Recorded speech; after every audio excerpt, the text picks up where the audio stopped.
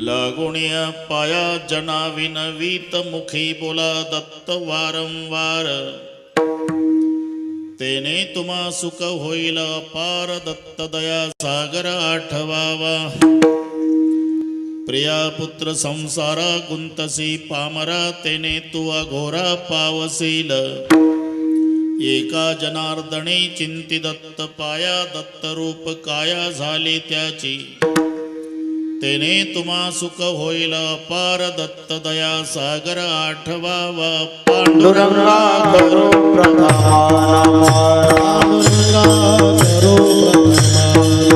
पांडुरंगा करो प्रथमा पांडुरंगा करो दुसरे चरण संतातिया दुसरे चरण संतातिया दुसरे चरण संतातिया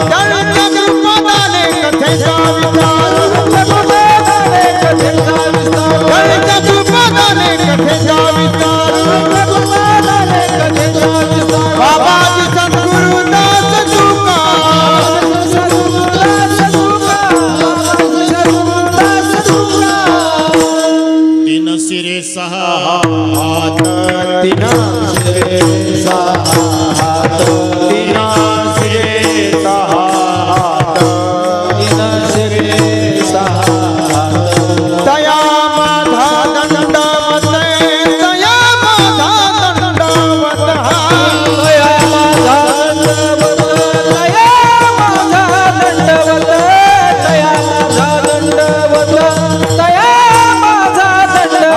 तीन सिरे सहात दया माधा दंडवत दया माधा दंडवत दया माधा दंडवत तीन सिरे सहात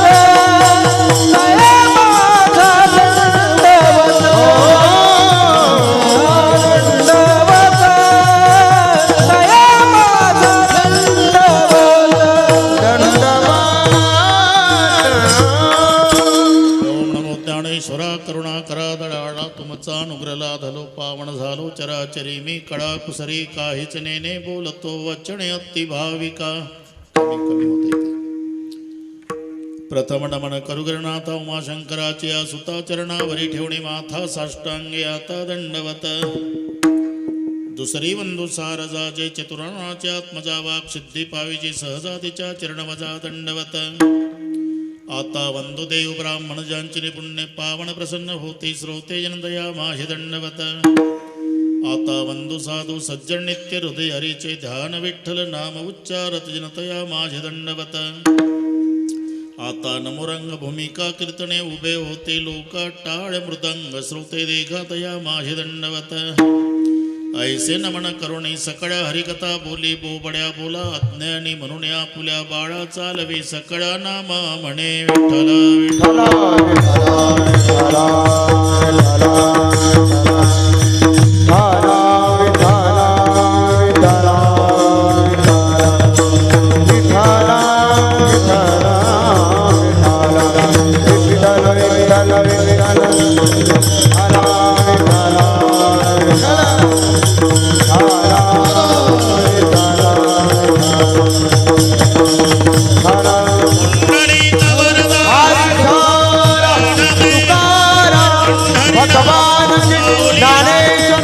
तुकाराम महाराज की जय भला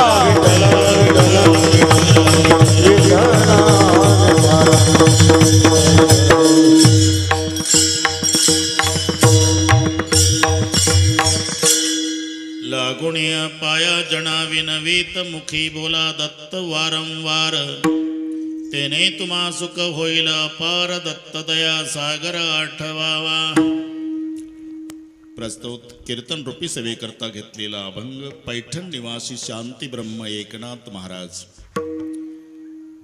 यांचा दत्त नामाचं महात्म्य सांगणारा अभंगावर बोलण्यापूर्वी थोडासा परिहार तपपूर्ती सोहळा निमित्ताने घडवून आलेला हा दिव्य आणि भव्य असा अखंड हरिनाम सप्ताह, यामध्ये पूजनीय पवार महाराजांनी मला दिलेलं निमंत्रण, प्राध्यापक कदम महाराजांनी करून दिलेलं स्मरण, आणि म्हणून तुम्हा सर्वांच्या दर्शनाचा लाभ झाला. या संबंधाने उपस्थित सर्व महाराज मंडळी, सर्व महात्मे मंडळी, दोन्ही मृदंगाचार्य महाराज, हार्मोनियम वादक पाटील महाराज, इकडे गायनाचार्य काशीनाथजी महाराज, ज्ञानेश्वर महाराज, नामदेव महाराज, अजून उभे असलेले सर्व महाराज, इकडचे टाळकरी, विनेकरी, भालदार, चोपदार, तुतारीवाले, बसलेल्यातले सर्व, प्रथमतः येथील गुणीजन आणि महाराज मंडळीला नारदाच्या गादीवरून मनोभावे वंदन. उपस्थित आई बहिणी, वडीलधारी मंडळी, लांबून आलेले जाणते पारमार्थिक श्रोते, तरुण बांधव, गर्दी दर्दी, शिस्त शांतता, या सर्व गोष्टीच्या एकत्रीकरणानं कार्यक्रमाला लाभलेली भव्यता. विठ्ठल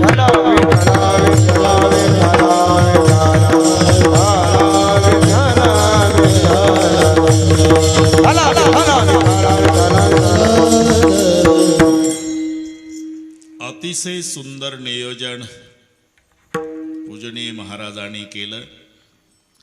भागवा भागवी नाही, काटकसर नाही. लाडक्या लेकीचं लग्न श्रीमंत बापानं करावं, तसा त्यांच्या ऐश्वर्याला शोभेल असा हा तपपूर्ती सोहळा.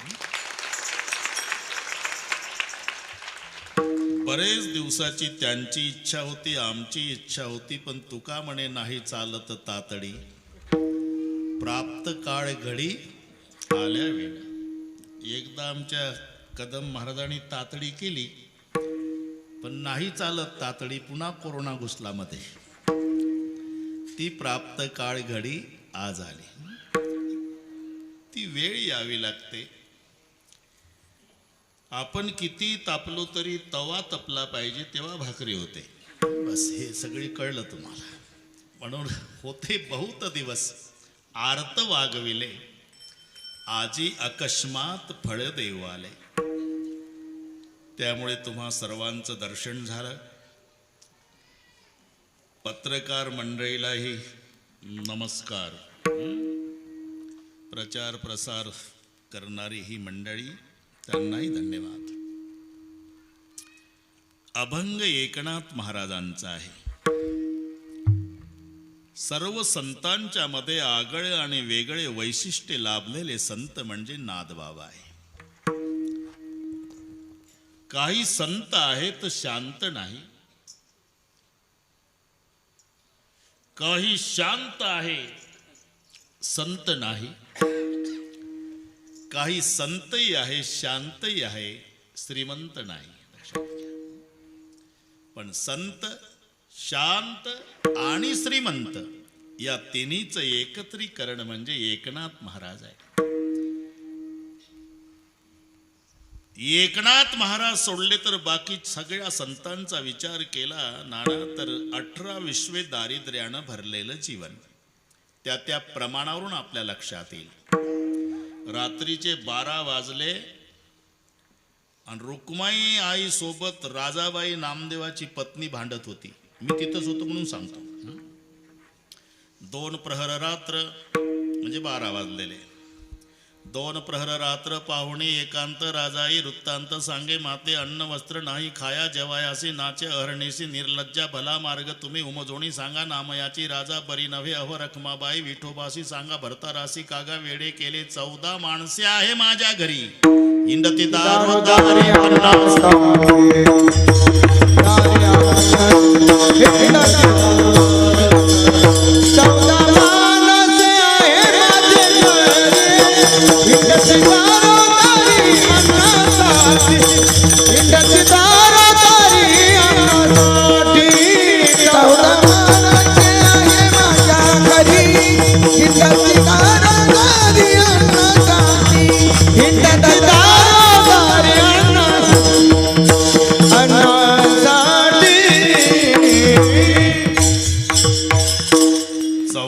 माणसे आहे माझे घरी हिंडते दारोदारी अन्नासाठी भला मार्ग तुम्ही उमजोडी सांगा नामयाची राजा बरी नव्हे तुमच्या बुवानं आमचा बुवा पागल केला अहो रखमाबाई विठोबाशी सांगा भरताराशी कागा वेडे केले 1-2 माणसं असते भागवलं असतं 14 माणसे नामदेवाचे घरी 14 जण स्मरती हरी चौघे पुत्र चौघ्या सुना नित्य स्मरती नारायणा राजाई गोणाई दोघी सासू सुना दामा नामादाना बापलेक नारा विठा महादा गोंदा चौघे पुत्र जन्मले पवित्र त्याचे वंशी लाडाई गोडाई असाई साकराई चौघी सुना पाई नामयाच्या आऊबाईले की निंबाबाई बहिणी वेडी पिशी जनी दाशी त्याची किती झाले कोण मोजले म्हणा बस तेवढेच म्हणून तक्रार 14 माणसे आहे माझे घरी हिंडती दारोदारी अन्नासाठी परिस्थिती लक्षात येईल आपल्या तुकोबारायचं प्रमाण पहा दुष्काळ आटीला द्रव्यनेला मान स्त्री एक अन्न अन्न करता मेली माऊली समाधिस्थ झाले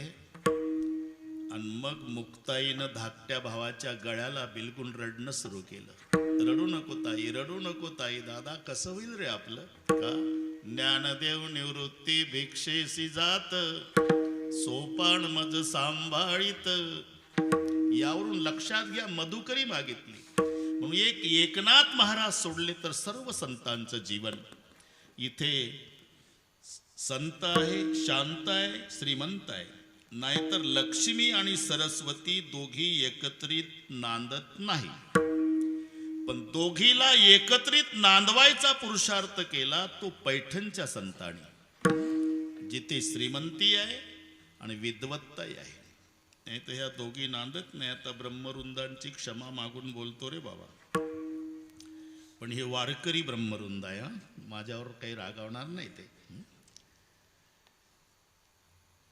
पवार महाराज रात्री 12 वाजता सरस्वती लक्ष्मीला म्हणाली मी जिथं राहते तिथं तू का नाही राहत हे कोणाला सांगू नका बरं दोघीचा संवाद आहे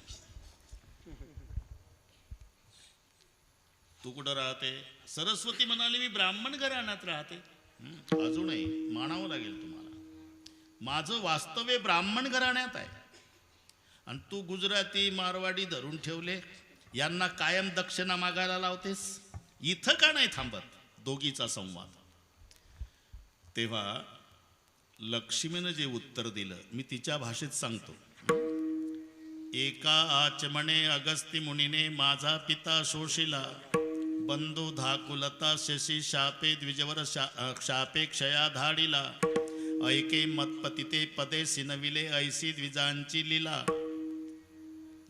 हे लक्ष्मीचे उद्गार आहे एका वंजळीत माझा बाप पिऊन टाकला तो अगस्ती ब्राह्मण होता जवरी तवरी समुद्र करी गर्जना जवत्या अगस्ती ब्राह्मणा देखील नाही वा एका वंजळीत माझ्या बापाला प्याला अगस्ती एका आचमणे अगस्ती मुनीने माझा पिता शोषिला बंधू धाकुलता शशी कारण चंद्र हा लक्ष्मीचा भाऊ आहे एका समुद्रातून 14 आले ना बाहेर तुम्हाला पाठ आहे सगळे लक्ष्मी ती आता नवीन उमेदवाराला बरं वाटतंय तुळशीच्या लग्नापासून गोड झालंय ते पारिजात कसुरा धन्वंतरी चंद्रमा गावा कामदुदा सुरेश्वर ग्रंभादी देवांगण आश्वम सप्तमुखे विषय म्हणून शंकुमृतम चामुदे रत्नाणिह चतुर्दशम म्हणून चंद्र हा लक्ष्मीचा भाऊ माझ्या भावाला शाप दिला तोही बृहस्पतीनं गुरुपत्नीशी रतला क्षयरोग ते चंद्राला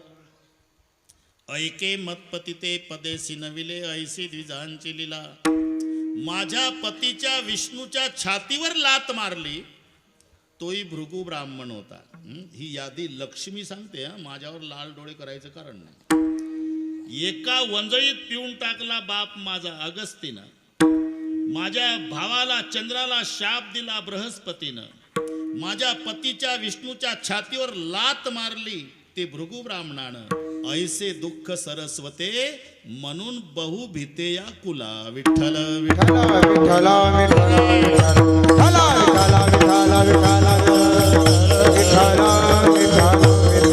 सांगण्याचा उद्देश की या दोघी लक्ष्मी आणि सरस्वती एकत्रित नांदत नाही पण त्या दोघीला एकत्रित नांदवायचा पुरुषार्थ केला तो पैठणच्या संतांनी म्हणून सर्व संताचा राजा म्हटलंय. सकल संत माझी राजा स्वामी एकनाथ माझा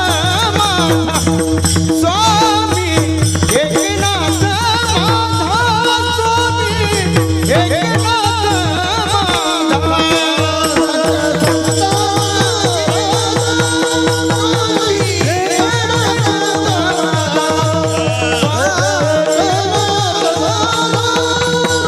स्वामी एकनाथ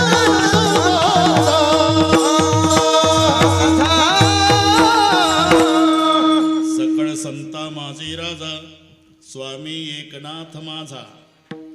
एकनाथ शब्दामध्येच तो अर्थ भरलेला आहे. सर्व जगाचा नाथ त्याला म्हणतात जगन्नाथ. नाथ शब्दाचा अर्थ मालक होतो. जगस्य नाथ इति जगन्नाथ. जगाचा नाथ तो जगन्नाथ. पण जगन्नाथालाही एकनाथ आहे आणि त्यांचं नाव एकनाथ आहे. मराठी कळते ना. सर्व जगाचा नाथ जगन्नाथ आहे पण जगन्नाथाला एकनाथ आहे त्याचं नाव एकनाथ आहे. आणि गड्यानं मालकाकडे काम करावं हा नियम आहे. 1-2 महिने नाही 36 वर्ष. कावडीने पाणीला हरी चक्र पाणी कावडीने पाणी जागरी. कावडीने पाणी जागरी चक्र पाणी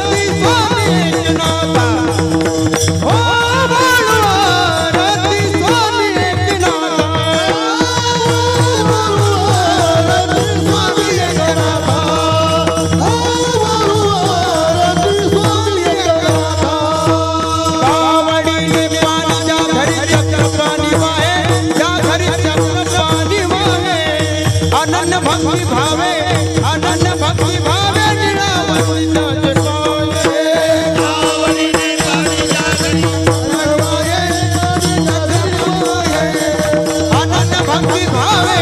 अनन्य भक्ति भावे निरावती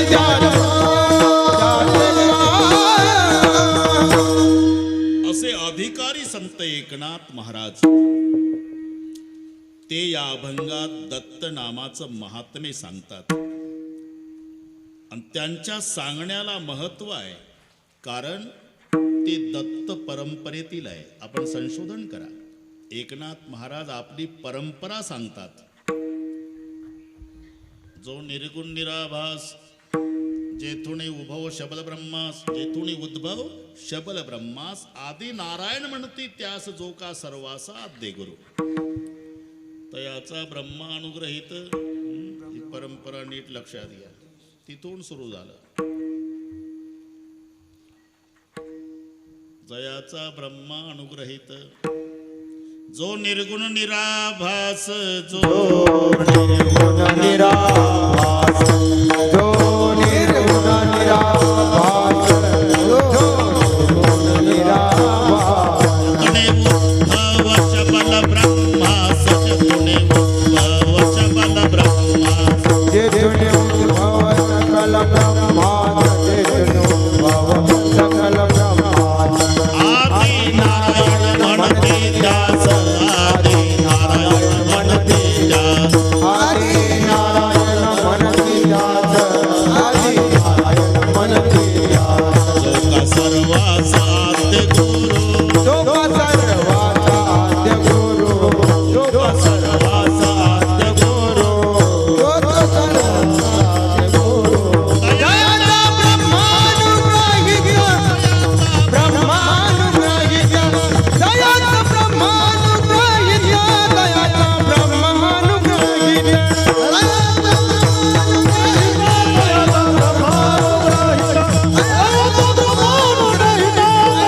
ब्रह्मानुग्रहित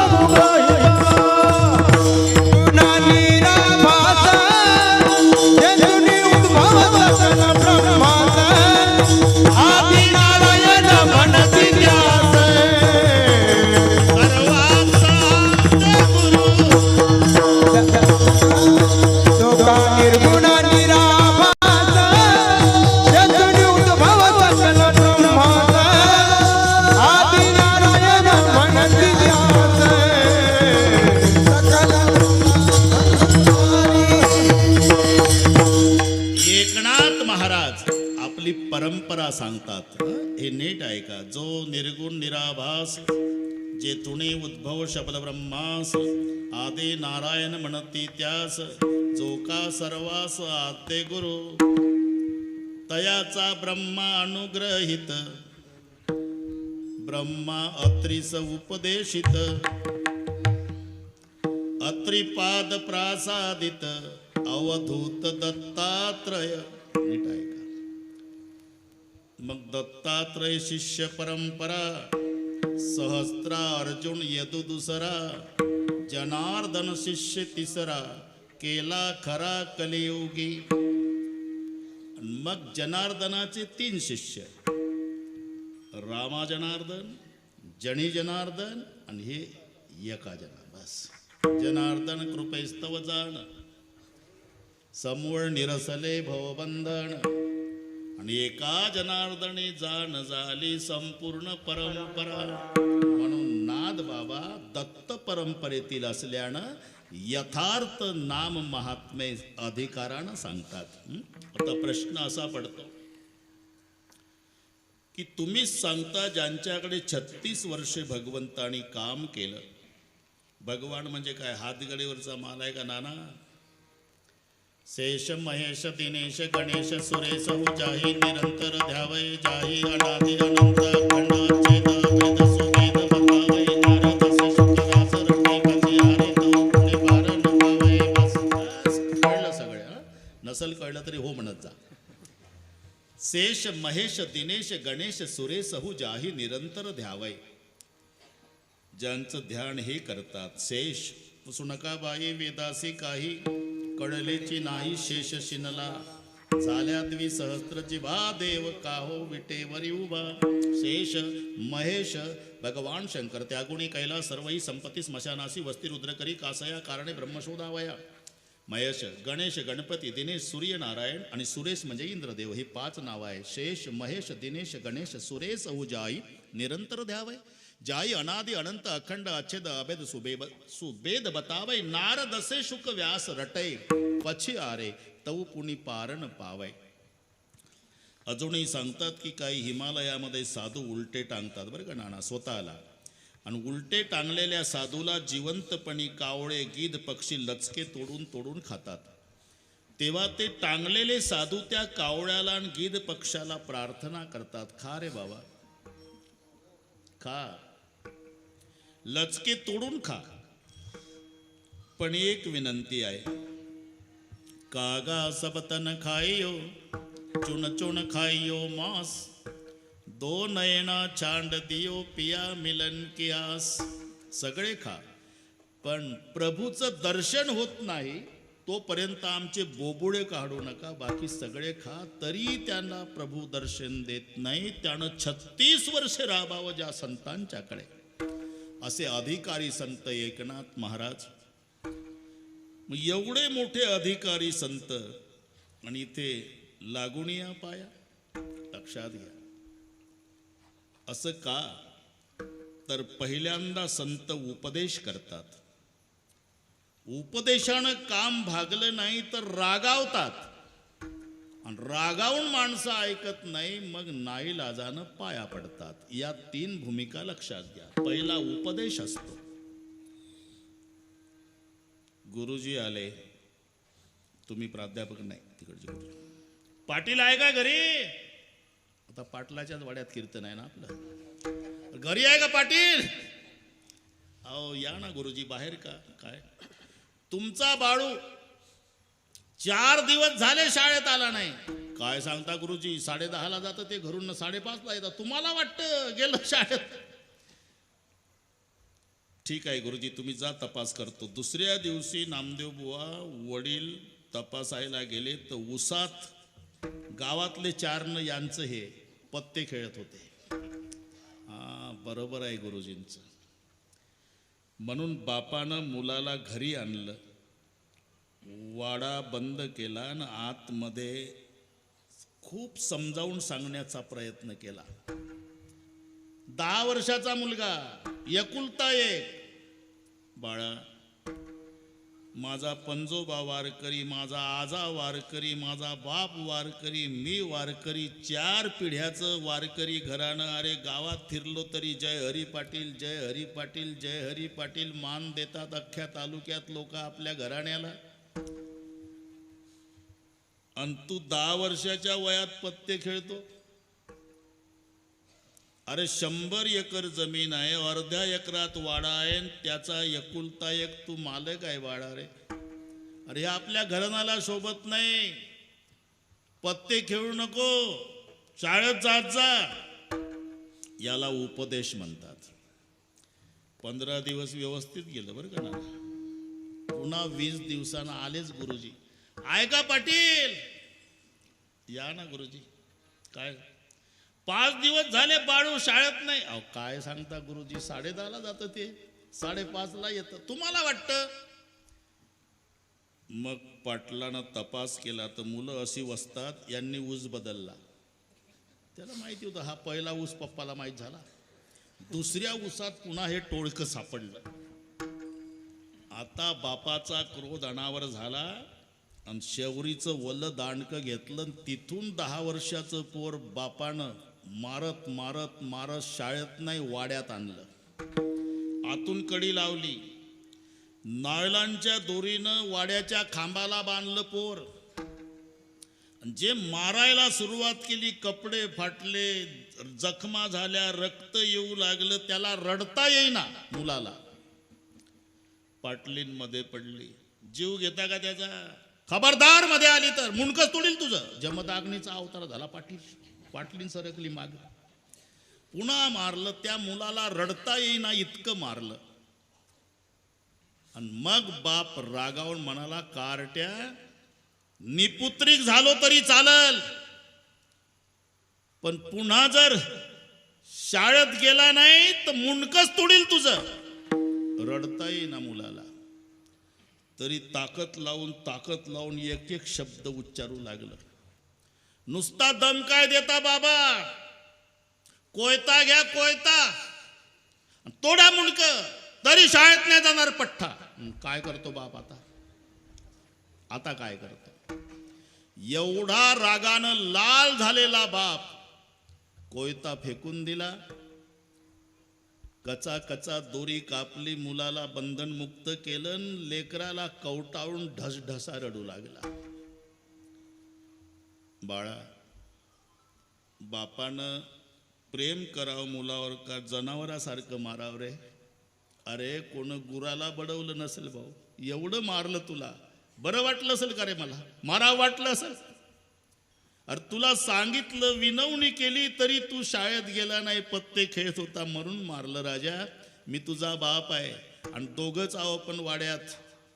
मी तुझा बाप आहे, तुझ्या पाया पडतो, पण शाळेत जात जा. या 3 भूमिका लक्षात आल्या. पहिल्यांदा बापाने उपदेश केला. उपदेशाने मुलगा ऐकत नाही, रागावला. रागावणे पोर ऐकेना, नाईलाजानं पाया पडला. तशा संताच्या भूमिका. पहिल्यांदा उपदेश आहे. उपदेश करून समाज ऐकत नाही, मग संत रागावले. आणि रागावणे काम भागत नाही, मग नाईलाजानं लागोनिया पाया जनावी नवीन लागोनिया पाया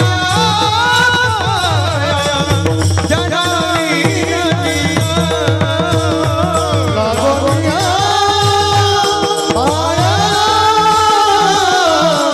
जनावी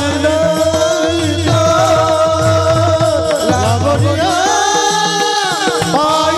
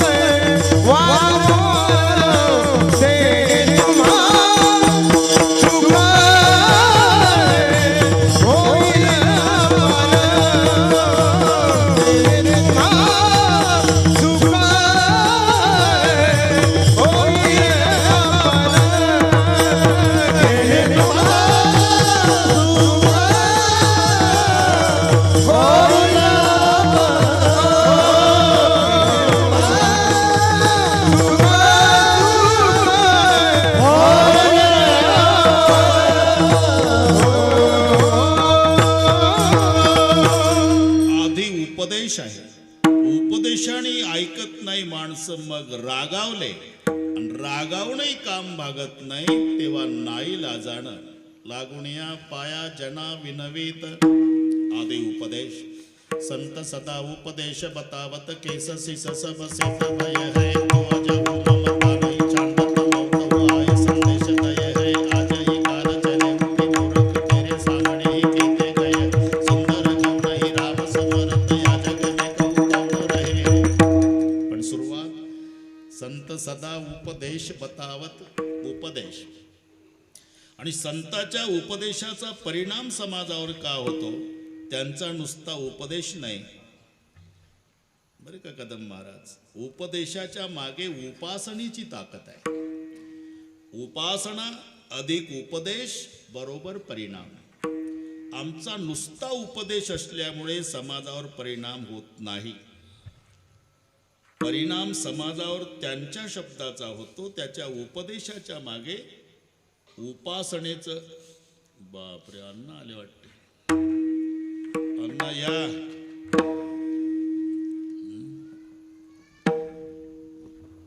वा वा, डाके नानाही आले. प्रवचन आहे तुमचं इथं एक दिवस. वा, मस्के पाटील आले, बरेच पाटील आले. अण्णा खुर्ची घ्या. जमल. बरं, ठीक आहे. विठोबा रखमाईला घालू ना आपण ते आता. नाही, मला घालायचा होता ना. बर,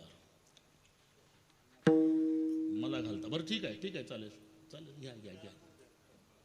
हां, ठीक आहे, ठीक आहे. विठ्ठला विठ्ठला विठ्ठला.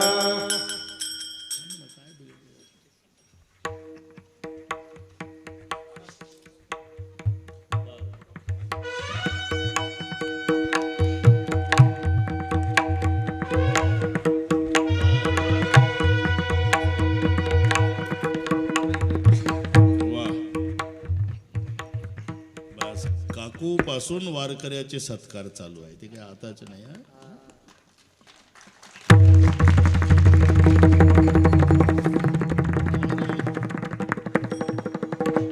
बर, मस्के पाटलाचाही झाला बरं का.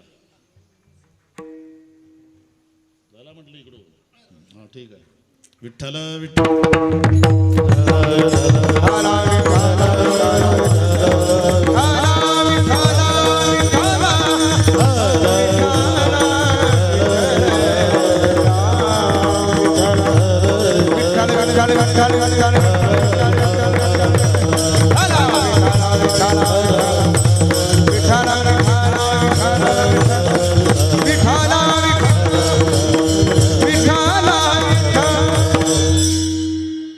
उपदेशाच्या पाठीमागे उपासनेची ताकद असल्यामुळे त्यांच्या उपदेशाचा परिणाम समाजावर आहे. एक दोन नाही. तसं तर ठोकळ मानाने सांगितलं तर लक्षात येईल आपल्या. तुकाराम महाराज, त्याच्या आधी नामदेव महाराज, त्याच्या आधी ते उद्धवजी होते, त्याच्या आधी अंगदजी होते, आणि त्याच्या आधी प्रल्हादजी होते. सगळ्या अवताराचा विचार केला तर उपदेश आणि उपासना अन्न याची सांगड आहे. प्रल्हादजीनं विद्यार्थी मित्रांना उपदेश केला, कारण त्याच्या बापानं असुरी राजनीती शिक्षण संस्थेत घातला होता. प्रल्हाद असुरी राजनीती शिक्षण संस्था, वारकरी शिक्षण संस्था नाही, हे नाव लक्षात घ्या. त्या संस्थेचे संस्थापक शुक्राचार्य होते, आणि त्यांनी त्यांचे घरचे 2 मुलंच प्राध्यापक म्हणून लावले होते, शंड आणि अमरक. त्या संस्थेमध्ये प्रल्हाद घातला तर दुपारच्या सुटीमध्ये त्यानं वर्ग बिघडून ठेवला. अरे हे काय शिकताले का, भजन करा भजन. म्हणजे उपदेश केला आणि प्रभू चिंतन नाम उपासना केली. तेच पुढे अंगदजी झाले. रावणासारख्याला दरबारात उपदेश केला आणि प्रभूची सेवा केली. तेच पुढे उद्धव झाले, गोपिकांना उपदेश केला, नापास झाला तो भाग जाऊ द्या, उपासनाही केली. तेच पुढे नामदेवजी झाले, तेच पुढे तुकारामजी झाले. उपदेश उपासना, उपदेश उपासना. आमचा नुसता उपदेश असल्यानं परिणाम होत नाही. बोलायला सोपं असतं. दारू मुकावे मान दारूने अब्रू जायचे, दारू बहु दुर्गंधी दारूने धक्को खायचे, कहे दास करगरी अखिर नरक मुजायचे, दारू गांजा मतपी यारो अक्कल गुंग हो जाती, अपने कमर का दाम खर्च के मुंह में मक्खी आती, टाळांचा कडकडाट. लोकांनाही वाटते आता आपलं गाव व्यसन मुक्तीच्या क्रमांकात नक्की पहिलं येणार. पण भाषण कोणाचं झालं, ज्याला जास्त झाली त्याचं. आता सुटल का बाकीच्यांची. म्हणून हा केवळ उपदेश आहे. नाही तर तो पेंटर विडी तोंडात आहे आणि भिंतीवर बोर्डर लिहितो, धूम्रपान आरोग्यास अपायकारक, विडी ओढून लिहितो. संतांचा नुसता उपदेश नाही, त्याच्या मागे उपासना आहे. म्हणून आधी उपदेश आहे. उपदेशानं काम भागत नाही तेव्हा संत रागावले. नाहीतर शांती ब्रह्म एकनाथ महाराज, त्यांना राग आणून द्या म्हणून बक्षीस, तरी राग आला नाही. हे सगळे तुम्हाला कथाभाग माहिती असल्यानं सांगण्याची गरज नाही. एवढी शांती, यौवन अंगावरी थुंकला, प्रसाद देऊन एवढी शांती, एवढी शांती नाथांच्या जवळ, तरी समाज ऐकत नाही तेव्हा रागावले. सटविन नेला कैचा नाही, सटविन नेला कैचा नाही,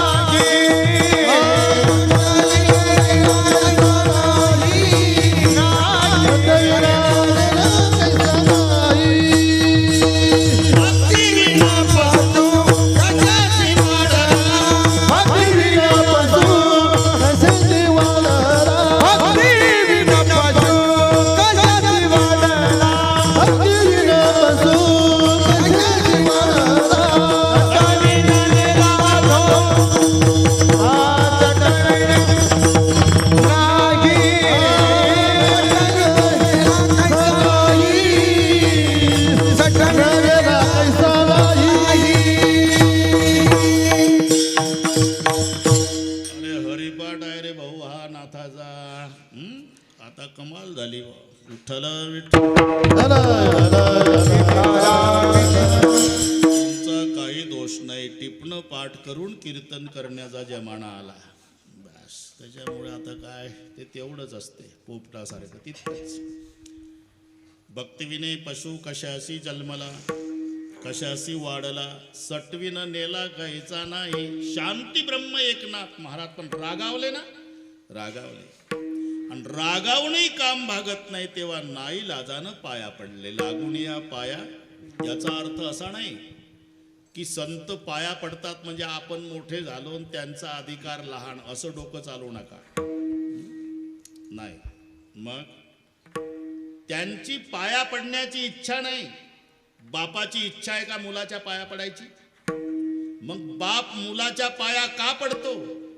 त्या मुलानं त्या बापावर पाया पडण्याची पायी आणली म्हणून नाईलाजानं पाया पडतो.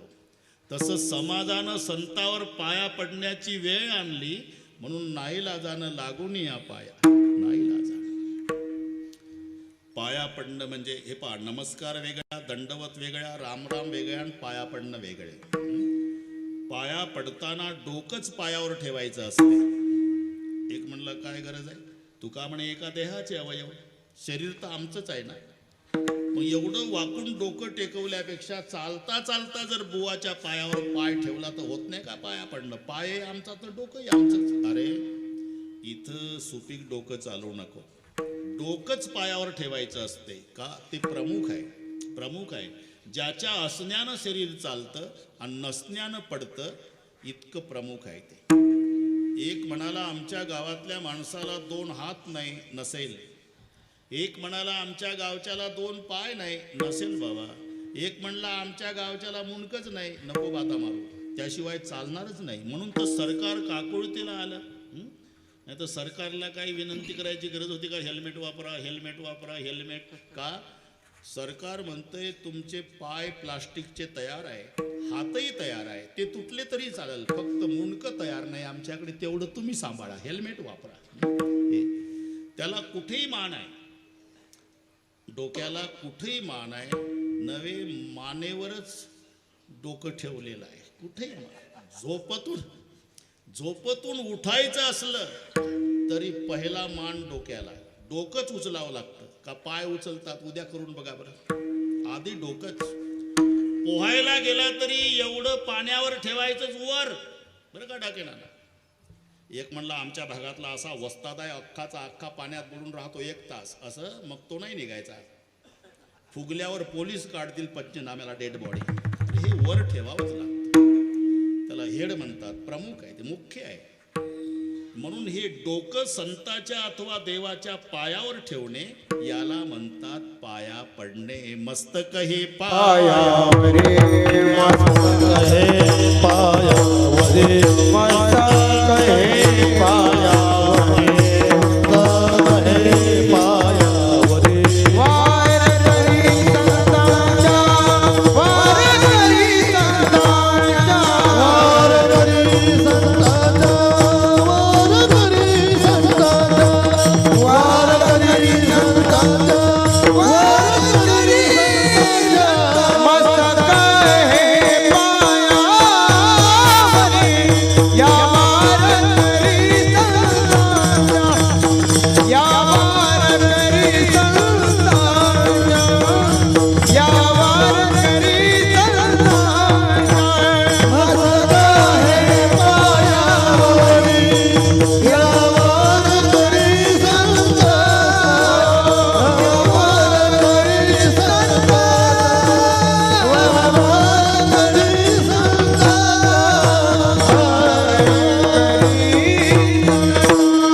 मस्तक हे पायावरी या वारकरी संताच्या श्री संताची या माथा चरणावरी.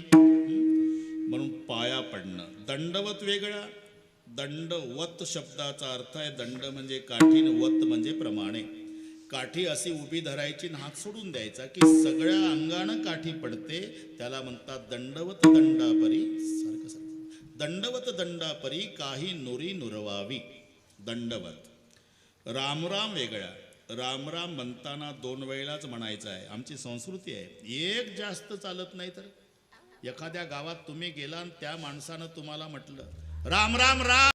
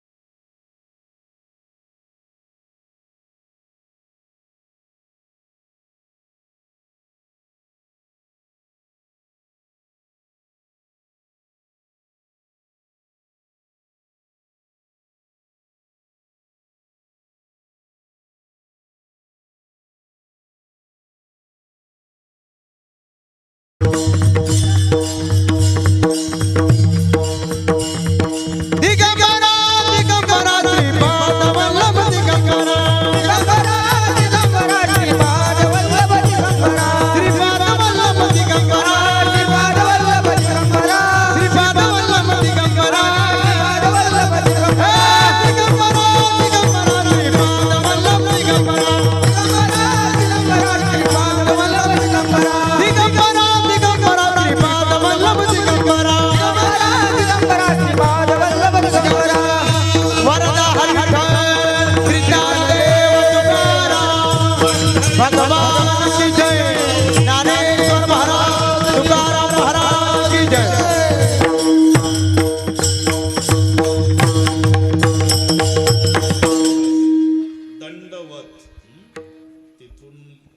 बंद झालं ते. वत म्हणजे प्रमाणे, दंड म्हणजे काठी, काठी प्रमाणे, याला म्हणतात दंडवत. राम राम वेगळा, एक राम जास्त झाला तरी राम राम राम नाही राम राम घेत आपण त्याच्या सोबत. आणि एकदा राम म्हणत ते राम रामच्या भानगडीत पडत नसतं, म्हणून 2 वेळेला. आणि राम राम म्हणताना छातीजवळच हात जोडायचे असतात. राम राम का, त्याचा निवास तिथे आहे. तैसा हृदयामध्ये मी, तुझ्याही हृदयात आहे माझ्याही हृदयात आहे. सर्व घटी राम म्हणून 2 वेळा. राम राम वेगळा, नमस्कार वेगळा, पाया पडणं वेगळं. हे नाथ महाराज पाया पडतात. लागून या पाया जना विनवीत. महाराज पण आम्हाला शंका आहे, तुमच्याकडे भगवंतानं 36 वर्षे काम करावं, एवढा मोठा अधिकार तुमचा.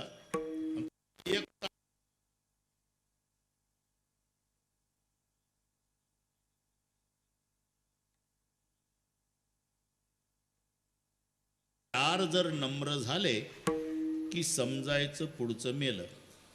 धनुष्य, अंकुश, मांजर आणि साप.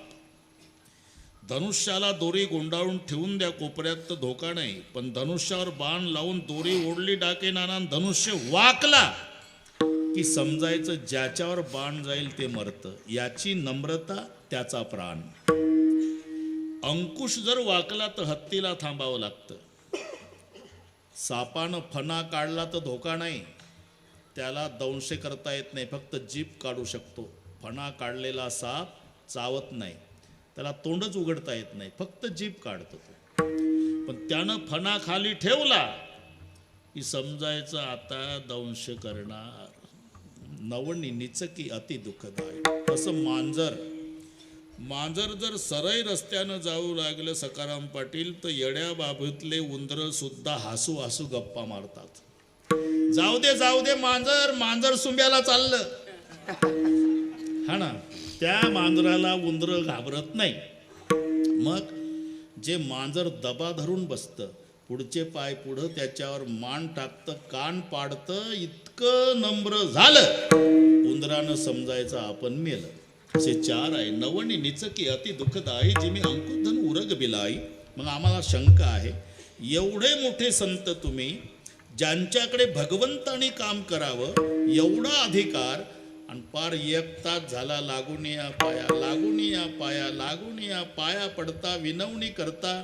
विनवणी करण्याचा आणि पाया पडण्याचा तुमचा नेमका हेतू काय? मुखी बोला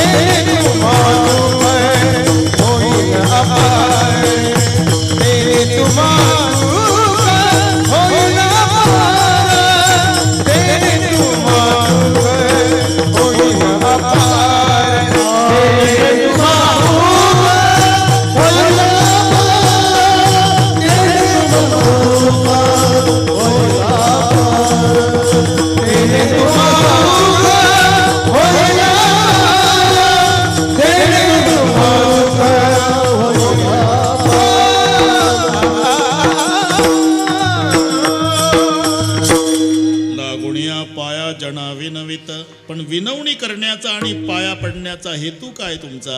एवढाच उद्देश आहे. मुखी बोला दत्त वारंवार. तुम्ही दत्त दत्त दत्त दत्त हे वारंवार नामस्मरण करा. महाराज, प्रयोजन मनुदिस्से मंदुपी न प्रवर्तते. मूर्ख माणूस सुद्धा फलाशिवाय प्रवृत्त होत नाही. ज्याला 1 रुपयाचे सुटे पैसे मोजता येत नाही त्याला विचारा, महादू चालतो का रे ऊस तोडणीला? हाजरी सांगा, हाजरी. महादू आधी हाजरी विचारतो आणि हाजरी पसंत पडल्यावर कोयता उचलतो. म्हणजे मूर्ख सुद्धा फलाशिवाय प्रवृत्त होत नाही. आणि तुम्ही तास झाला सांगताय मुखी बोला दत्त, मुखी बोला दत्त, मुखी बोला. उद्यापासून आम्ही दत्त दत्त दत्त दत्त नामचिंतन करू. पण त्याचा फायदा काय? तेने तुम्हाला सुख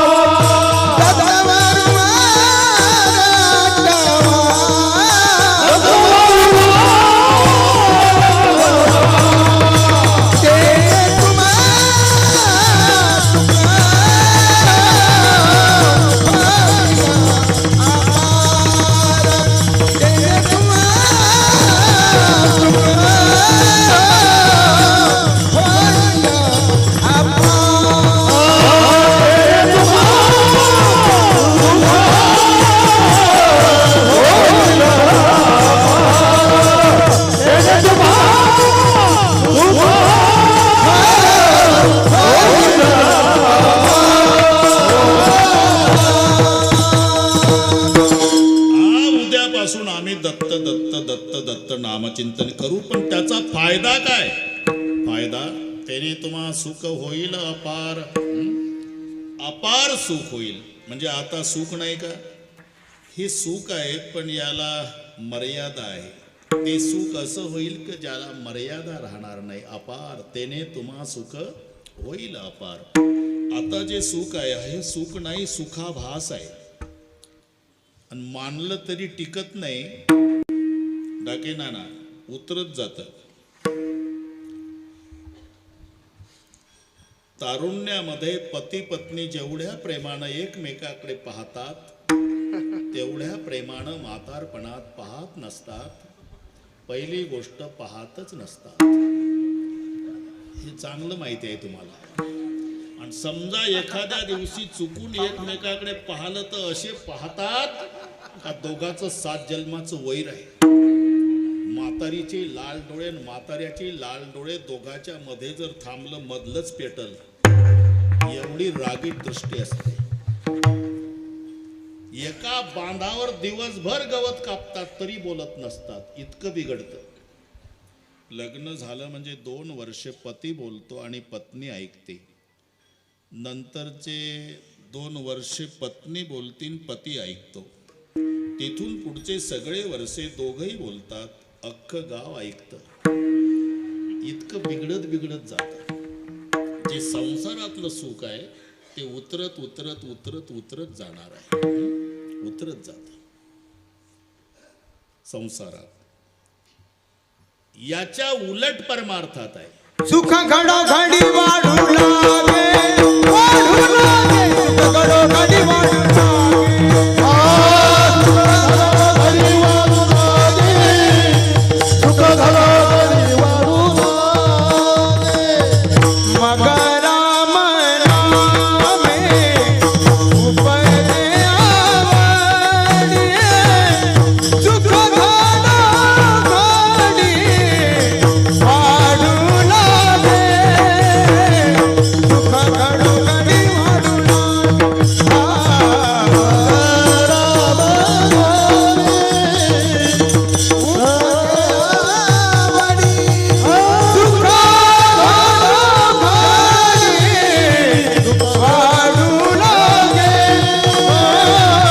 सुख घडोघडी वाढू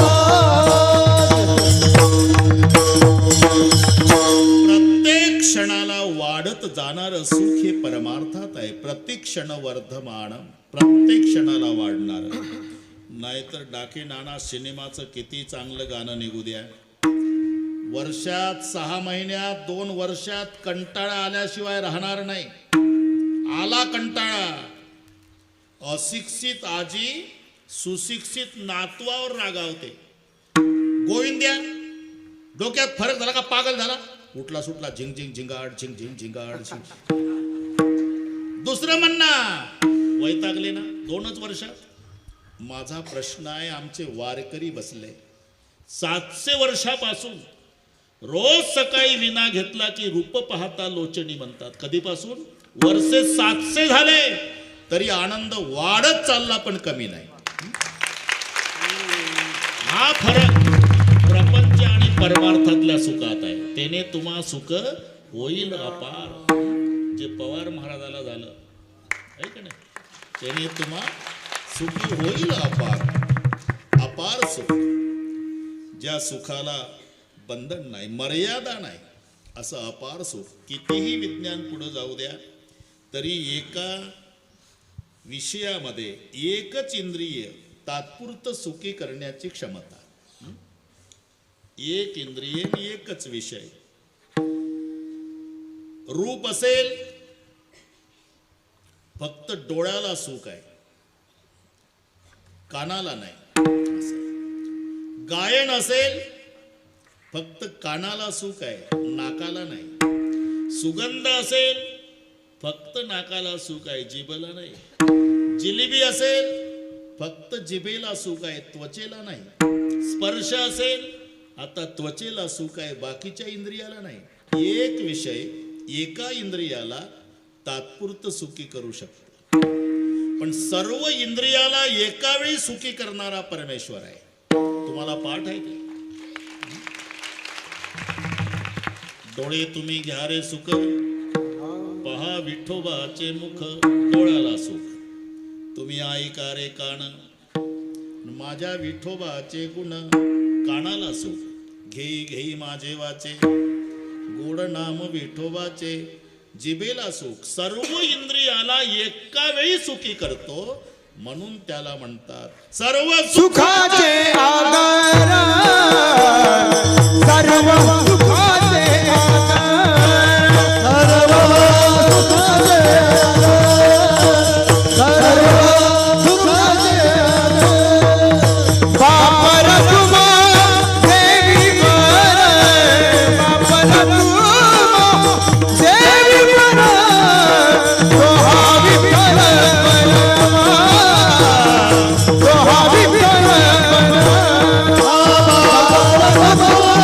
देवी वर, बापर तुमा देवी वर, हो विठ्ठल बलवा, हो विठ्ठल बलवा.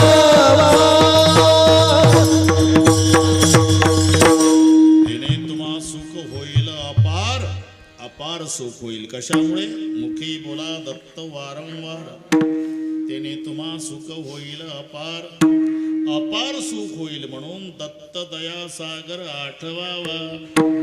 इथे शब्द दया सागर आहे. दत्त हे दयेचे सागर आहे. सागर शब्द का घातला अण्णा? काही दयेचे ओढे आहे, काही दयेच्या नद्या आहे आणि दत्तप्रभू दयेचा समुद्र आहे, म्हणून शब्द सागर घातलाय. दत्त दया सागर आठवावा. ओढ्याला पाणी असतं पण थोडा वेळ. पट्टीच्या पोहणाऱ्याला ओढा जाऊ देत नाही पलीकडे. पट्टीच्या पोहणाऱ्याला 15 ते 20 मिनिट पाणी टिकतं, पण नाही जाऊ देत ओढा. हे म्हण आहे ना, उथळ पाण्याला संपूर्ण कुंभम न करोति शब्दम. ज्याच्यात ताकद भरपूर आहे त्या पहिलवानाचं चालणं पहा तुम्ही. थोडी तरी मान वाकून चालतो. हिंद केशरी. आणि टीबीचं पेशंट छातीच नसते त्याला, तिथं बोर्ड लावावा लागतो की पूर्वी इथे एकेकाळी छाती होती. तर 3 बटना उघड्या ठेवून चालतं हायवेने. केवरे भाई सीना निकाल करके चल रहे, बोले इसलिए चलता हूं मेरा भाई पहलवान. काही कारण आहे? पहलवान भाऊ घरी, हे टीबीचं पेशंट छाती काढून. विंचू आणि साप बघा तुम्ही, 1000 पट जहर सापात आहे, 1000 पट, तरी नेहमी मान खाली आहे सापाची. कधी पा खाली मान. नग भरच विष आहे डाकेनाना विंचवात, 24 तास आकडावर. बस असंच आहे. येड्या बाबळीच्या फांद्या वाकत नाही, तिला फळच नाही. फळली या तरूची शाखा आणि सहज भूमीसी उतरे देखा.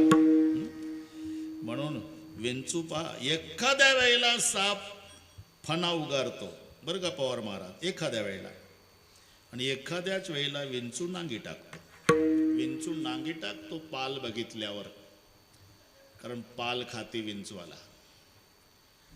पण पालीनं जर कोंबडी बघितली ना तर कोंबडी पळत पळत पळत येते, पालीचं शेपूट धरलं का नेली उकिरड्यावर. संपली पाल. एवढा जहिरी विंचू, त्याला पाल खाते. एवढी जहिरी पाल, तिला कोंबडी खाते. एवढी जहिरी कोंबडी, शपथ मी काय